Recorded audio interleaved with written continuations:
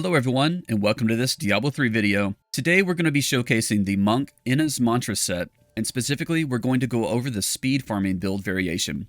This set was reworked as part of the patch associated with Season 24, and with the changes, this particular build has become my personal favorite and go-to build for speed farming content out of all the classes and builds available in the game. So I'm very pleased to present it here and share it with you. So up front, let's take a quick look at the set bonuses so we'll know what we're working with. There's two main things that you need to take away from these set bonuses. First, this set provides several different benefits, and as you read through each of the sentences on the descriptions, you'll notice that nearly everything about this set is a passive benefit. Increase the passive effect of your Mystic Ally. Increase the base passive effect of your mantra. Gain the base effect of all mantras at all times. Gain damage reduction for each Mystic Ally you have out. Mystic Allies no longer take damage. Gain the passive abilities of the 5-rune Mystic Allies at all times. The damage of your Mystic Allies is increased for each ally you have out. All of these benefits are given to you inherently, so there are no weird set mechanics that you need to understand or master. You don't need to cast specific skills in certain sequences to activate any effects. Only in the 6-piece set bonus is there an action that you actually need to take, and it's one of the most basic things that you could be asked to do. Attack. Attacking enemies creates Mystic Allies. That's the only thing that you need to do, and any attack will get the job done. The other key takeaway is that this is a pet build. The Mystic Allies are your pets and they deal all of the damage. You don't actually do any significant amounts of damage yourself, and you're just an escort for your Mystic Allies. This is the Necromancer pet build that I've always wanted. So ultimately, this is an extremely easy set to play. It's very laid back, very chill, and very straightforward. And that's why this set is such an enjoyable one for speed farming. Next, let's take a look at the skills, so we'll later understand why we're choosing the gear pieces that we do. The first skill, of course, is Mystic Ally, which is obviously required for the build. The rune choice for speed farming is the Water Ally rune. This rune has superior AoE coverage compared to the other runes, making it much easier to clear large groups of enemies very quickly. When you activate it, your Mystic Allies transform into these crashing waves that emanate outwardly from you in all these different directions. And one of the cool things about it is that the waves will actually travel along with you as you're moving around, and new waves will continue to emanate out from you. So the implication of this is that you will actually be able to deal damage while you're on the move, which is perfect for a speed farming build. Not only do you get all these passive benefits from the set bonuses, but you also will be essentially passively doing damage while you're running around. The next skill we take is Cyclone Strike. This is a common staple of many monk builds. It's one of the strongest utility skills in the game, grouping up enemies by sucking them in towards you, putting them in tighter packs, and getting them closer to your Mystic Allies so your allies can kill them off. And we take the Implosion rune to increase its radius of effect. The next skill is Dashing Strike, another great utility skill, and probably the best mobility skill there is in the entire game. It has a quick, snappy animation to it that feels really good, and unlike most skills, you have multiple charges of it to use, so you don't necessarily have to wait on a cooldown timer to use it again. And you don't have to wait on a global cooldown to cast it in quick back-to-back succession. When it comes to the rune choice, I believe most build guides recommend to take the Way of the Falling Star rune for the increased movement speed, which is definitely very good. However, I personally like to use the Quicksilver rune, which grants an extra charge for the skill. There's already so much movement speed with this build that after trying out both of these runes, I found that I just preferred to have the extra charge in the bank to use when needed. It can help you get that one last teleport in to get to the next group of enemies or to the next elite pack. You could also go with the Blinding Speed rune if you're looking for a bit more toughness, or you could even go with the Radiance rune if you're looking for a little bit more damage output. You really can't go wrong with any of these rune choices because really just the base Dashing Strike skill with the 2 inherent charges that it comes with are what you need. Next, we have Serenity, yet another great utility skill unique to the monk class. This skill provides complete and total damage immunity for up to 4 seconds when you use the Ascension rune, which is what we choose. Serenity makes playing a monk extremely forgiving. Whenever you take a bunch of damage in an instant or expect that big damage is incoming, you can pop this skill and mitigate any further damage while you either recover or escape the area. Or most likely, when you're speed farming, you'll be able to just plain wipe out the enemies on the screen within that 4-second Serenity window, so that when your damage immunity is expired, then there won't be any enemies remaining to damage you further. And another great thing is that Serenity actually has a relatively short cooldown, and with the cooldown reduction inherent to this build, you'll be able to cast Serenity just about every time you need it. So it is a very reliable skill to depend on for your survivability. Next, we take Mantra of Conviction. This skill does provide a small damage output increase, but the main reason we select it is for the rune choice. The Annihilation rune grants a pretty hefty movement speed increase when you kill enemies near you, and since you'll be using Cyclone Strike quite often to suck enemies in close to you, this movement speed buff will be active pretty frequently. Now, I believe that most build guides actually recommend to take Epiphany in this skill slot with the Desert Shroud rune. That would provide you with some pretty significant damage reduction, and even more importantly for speed farming, the base Epiphany skill will teleport you to your target when you attack with a melee attack. So while Epiphany is active, it's basically as if there is a free dashing strike cast associated with your primary attack skill. This is definitely a great skill to use, and I'm sure it is the better, faster option because you can sprinkle your free dashes from the Epiphany skill in with your dashing strike charges, sustaining your movement skills a little longer.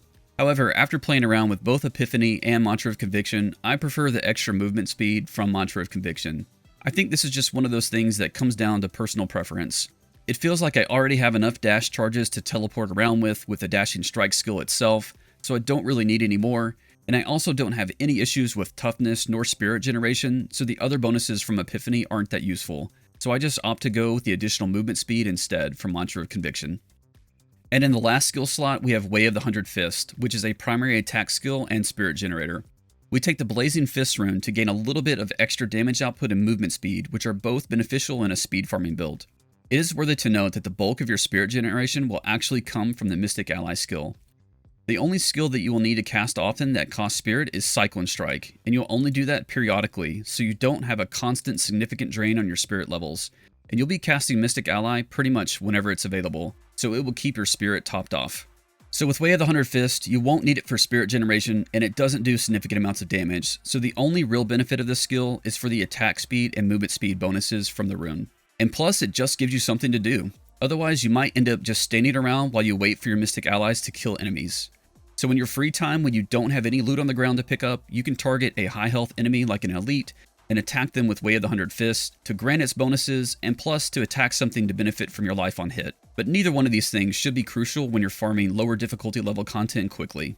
And plus, remember that if you do end up taking the Epiphany skill in lieu of Mantra of Conviction, then you will use Way of the Hundred Fists to activate the free dash teleports while Epiphany is active. For the passive skills, the first one we take is Beacon of Yar, which provides cooldown reduction for our skills. We want to get as much cooldown reduction as practical with this build to ensure our skills are available to use as frequently as possible. The next passive skill is Seize the Initiative, which grants a sizable attack speed increase after dealing damage to enemies above 75% life. Due to the nature of speed farming, we'll be killing monsters extremely quickly and constantly hitting enemies when they're above 75% health, so this attack speed buff will be active virtually all the time. The next passive skill is Relentless Assault, which grants a damage bonus to enemies that are frozen. That is the key aspect of this one. When you look at the Water Ally rune on the Mystic Ally skill, you'll see that when active, the Mystic Allies will deal damage as cold and freeze enemies. And since our Mystic Allies will be active nearly all the time, we'll virtually always benefit from this passive skill damage bonus. And for the last passive skill slot, I like to take Fleet-Footed, which grants an additional 10% movement speed. When you look at your Paragon points, assuming that you have maxed out your movement speed to 25% there, with the Fleet-Footed passive, when you look at your character sheet, you'll see that you have that 25% speed from Paragon plus 10% from the passive for 35% total base increased movement speed at all times. Now, instead of choosing Fleet-Footed, there are several other passive skill options that you could go with. If you're looking for some extra defense, you could go with the Guardian's Path. You will be dual wielding, so you can get extra chance to dodge. Or you could go with Sixth Sense, which provides non-physical damage reduction. Or you could go with Harmony to increase your elemental resistances. Or you might take Near-Death Experience to gain an extra cheat death proc in addition to the one from your follower. And then there are also several offensive-related passives you could choose from as well.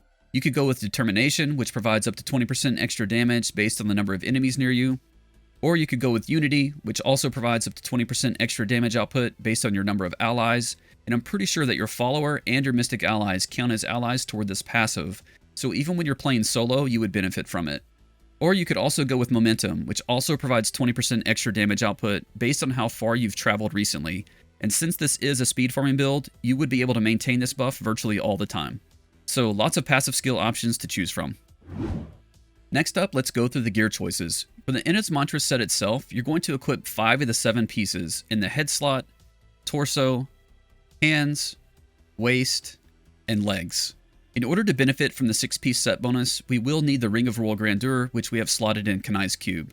In the feet slot, you want to take the Crudus boots. These boots have perfect synergy with the Inna's Mantra set, mainly offering up to 200% extra damage for your Mystic allies, and allowing their active form to last longer, making it much easier to maintain the active form virtually permanently when combined with the cooldown reduction of this build. Now, these boots are mandatory for this build, but only in the sense that the bonuses offered are too good to pass up. If you're just starting out and still collecting gear pieces and don't yet have these boots, you can still totally play this set as intended. You do not need these boots to make the playstyle viable, so just equip them whenever you find them to get the extra bonuses.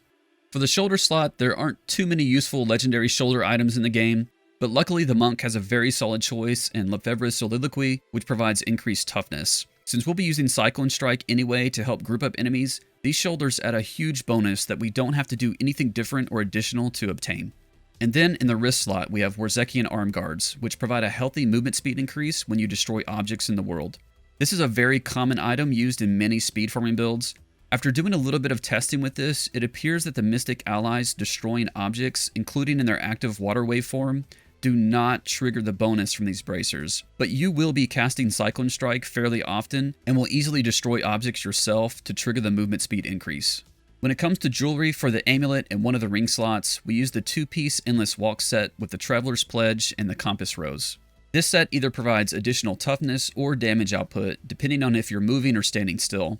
Due to the nature of speed farming, you'll most likely be constantly moving, very rarely standing still, so you will likely benefit from the maximum toughness bonus virtually the entire time. Though if you use this build to creep up on Greater Rift difficulty, where it starts to take a little longer to kill enemies, then you might spend some time standing still to attack. But either way, benefiting from the extra toughness or damage output, you can't go wrong. Then in the other ring slot, we take the Convention of Elements. Luckily, this build does not rely on dealing high burst damage during a specific element cycle of the COE ring like many other builds do. So you do not need to pay attention to the element cycles, and there is no need to cast Mystic Ally exclusively during the cold cycle. This build is capable of dishing out high sustained damage output regardless, so when the cold cycle of the Convention of Elements ring comes up, you'll just passively benefit from any extra damage output you get.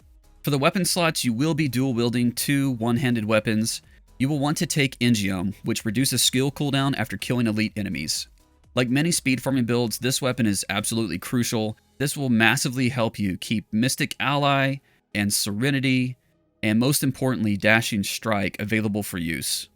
This will let you dash around the map constantly while the Engium buff is active, allowing you to cover tremendous amounts of ground. And in the other weapon slot, I like to take Echoing Fury, which provides some pretty significant increases to both attack speed and movement speed, further buffing your speed farming capabilities. Now, there are some alternatives that you could go with for your gear pieces. Instead of using Lefebvre's Soliloquy and the Warzekian Arm Guards, you could choose to go with 2 pieces of the All Guild's Authority set.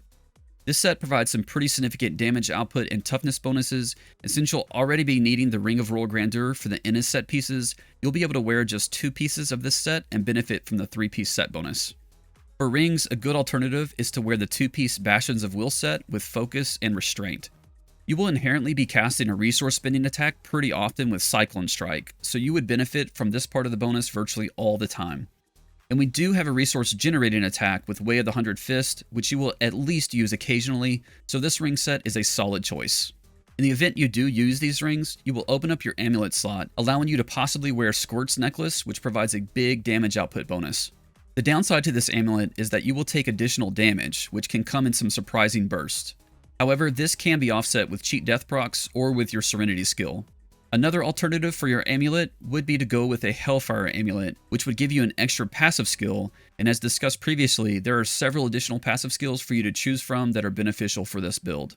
And then lastly, for weapons, in place of Echoing Fury, you could equip Crystal Fist if you're looking for some extra toughness in lieu of damage output and movement speed. When it comes to rerolling item properties at the Mystic, there's nothing super special. You will want to obtain critical hit chance and critical hit damage on the pieces that you can. You should also look to obtain the damage bonus to the Mystic Ally skill where you can. And then, other than that, you can just focus on your main dexterity stat and anything that increases toughness. However, you will notice this if you look at my gear.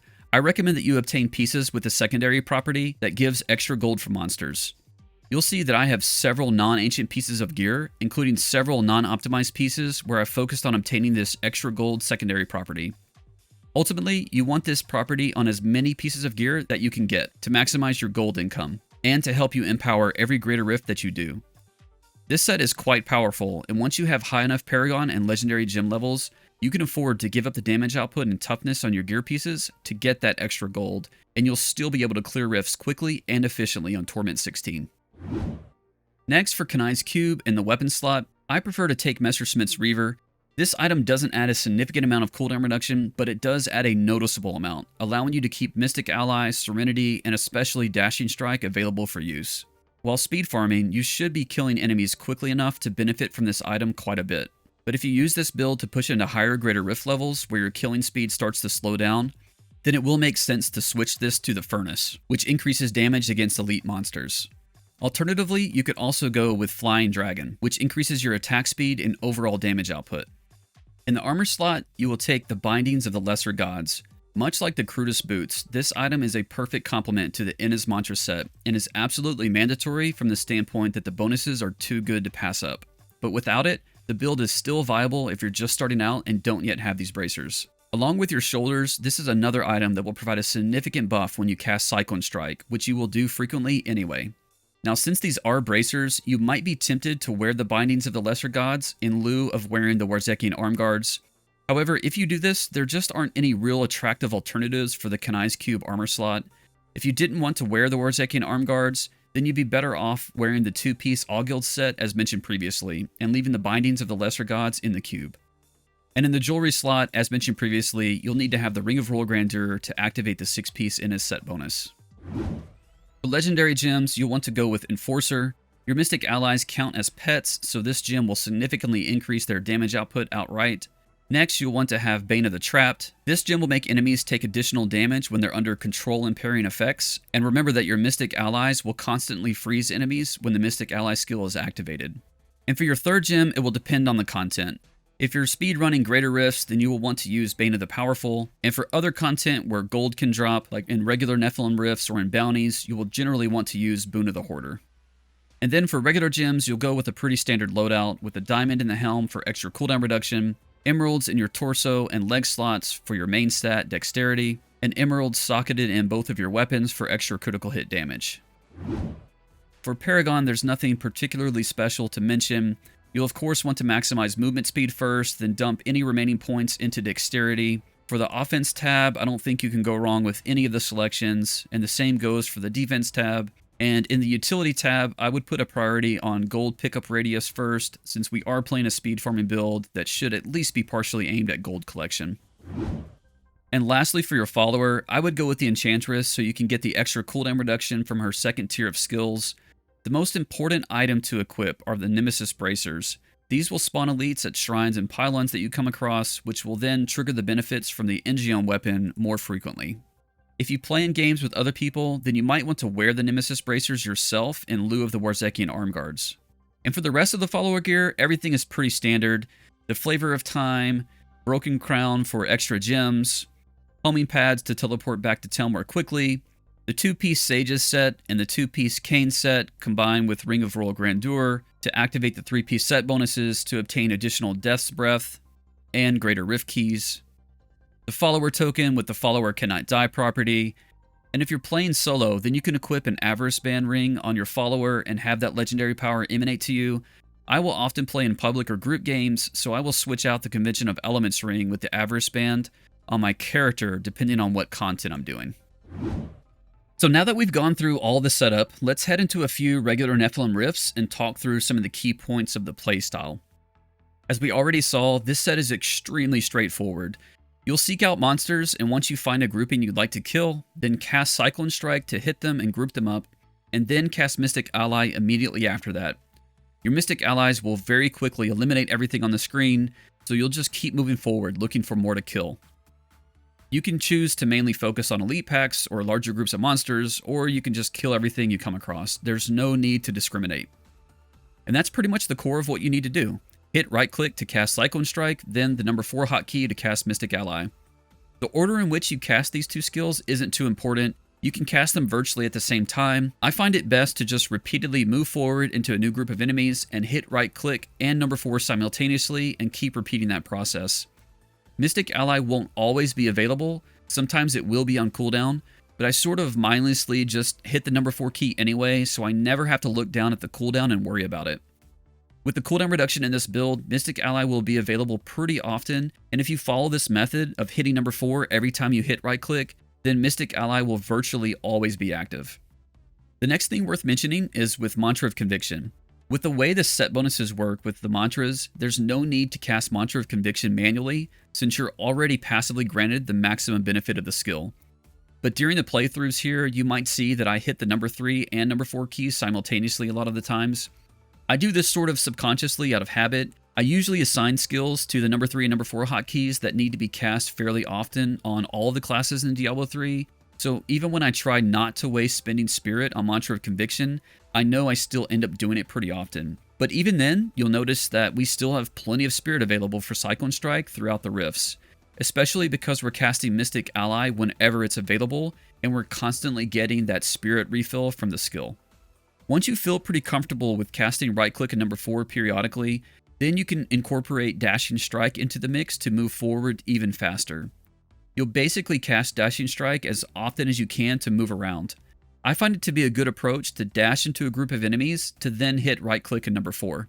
After you kill an elite pack, you will gain the buff associated with the Engium weapon, and you will be able to cast Dashing Strike extremely frequently, allowing you to cover a tremendous amount of ground. And if you happen to come across a channeling pylon, then you can move even faster.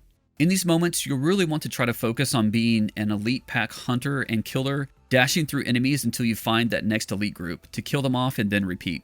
When it comes to Way of the 100 Fist on the left click slot, I find that on Torment 16 difficulty, I kill things so quickly that I don't have any opportunities to attack with the skill. And in fact, generally the only time I benefit from its attack speed and movement speed bonuses is when I inadvertently hit a monster with it. When I'm not using Dashing Strike, then I'm typically still moving forward by holding left click down, or I'm using left click to try to pick up loot off the ground. During those moments, it's very easy to inadvertently click on a monster and you end up hitting them with Way of the 100 Fists. This ends up just being a nice little perk when you're on lower difficulty level content. But if you use this build to run greater rifts on a little higher difficulty, then you won't kill enemies as quickly, and so you will want to attack with Way of the 100 Fists purposefully while you wait on your Mystic Allies to kill off a group of monsters before you move on to the next pack. And as for the Serenity skill, you'll mainly use this in 2 different circumstances. First, if you take a tremendous amount of damage in an instant, then you'll want to quickly cast Serenity before you take fatal damage. Then you'll have your 4 seconds of immunity to clear out the on-screen enemies so that when your immunity bubble drops, whatever hit you in the first place should be dead and you won't take any additional damage. The other situation in which you'll often use Serenity is when you want to prevent expected incoming damage from fire explosions and exploding grotesque monsters. When you see the signs of either of these 2 things coming, then hit Serenity to go immune and just take the hits from the explosions. This is beneficial especially when there's loot on the ground after you've killed an elite pack. Instead of having to sidestep the explosions, wait for them to go off, and then return to pick up your loot, you can just eat the explosions, taking no damage while you pick up your loot, and then you can be on your way. Leveraging Serenity in this way can just help you maintain that speed farming momentum. And since we have a lot of cooldown reduction with the build, you can be pretty liberal with your use of Serenity, and it should be available just about every time you need it for these circumstances. So with that, we'll wrap it up. That's all I wanted to cover for this video. I hope that you found something useful, and I hope you enjoy playing with this build. And as always, if you enjoyed the guide and would like to see more content, please consider liking this video and subscribing to the channel. Thanks for watching.